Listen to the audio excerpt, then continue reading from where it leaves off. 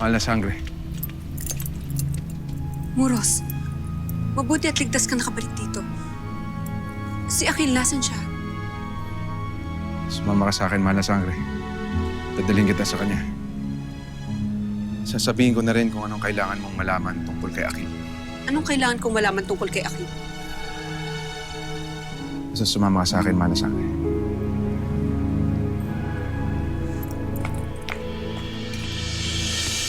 Huwag ka na magtanong kung bakit.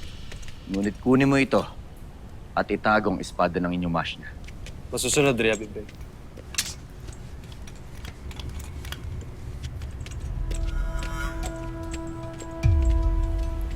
Tiyak akong masasaktan si Danaya kapag nalaman niya ang pagkakasala ni Akil. Bakit hindi mo sinamahan si Muros para ikaw sana nagsabi kay Danaya? Wala na. Huwag mo sabihin may sama ka pa rin loob. Kayong tinulungan mo na ang iyong mga kapatid para sagipin kami mga nabihag. Magkaiba ang aking nararamdaman sa aking tungkulin, Ibarra. At isa pa, hindi ako naparito para sa aking mga kapatid. Sumama ako para kay Akil.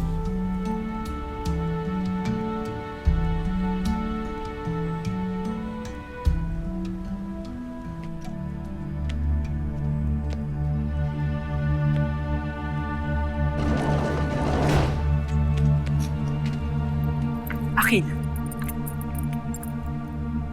ano itong iniulat sa akin ni Muros? Bakit mo ito ginawa? Bakit ka sumaway sa Reyna? Bakit ka nakapagtulungan kay Hagor? Sumagot ka, Akil.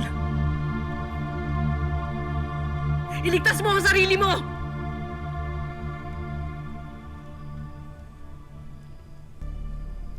Lumalaban na ako sa tigmaan.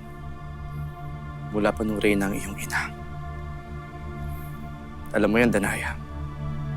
At wala akong magawa dahil yun ang aking kapalaran. Pati na rin ang aking mga kawal. Pati na rin kayo ni Amihan na ipagtanggol natin ang Lireo.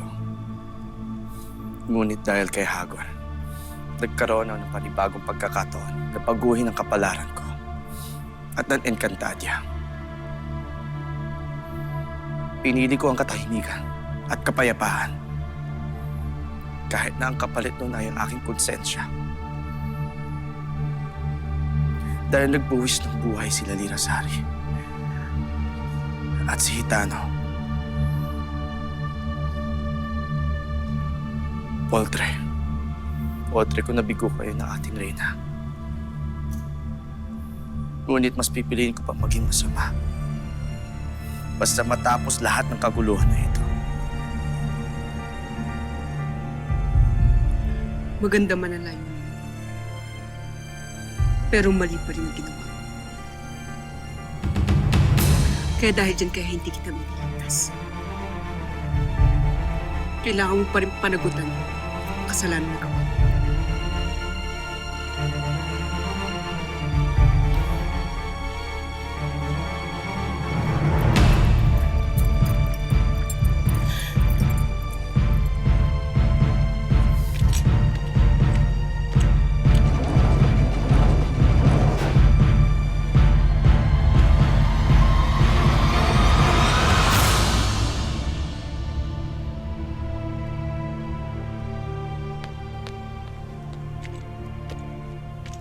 Sangre din na.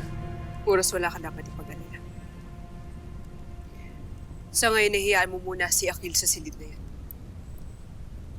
Hanggat hindi ako nagbibigay ng ulat. At hanggat hindi nagpapasya kung ano igagawad na kaparusahan kay Akil. Masusunod. Saglit at kakausapin ko ang mga kawal upang magbantay sa slid.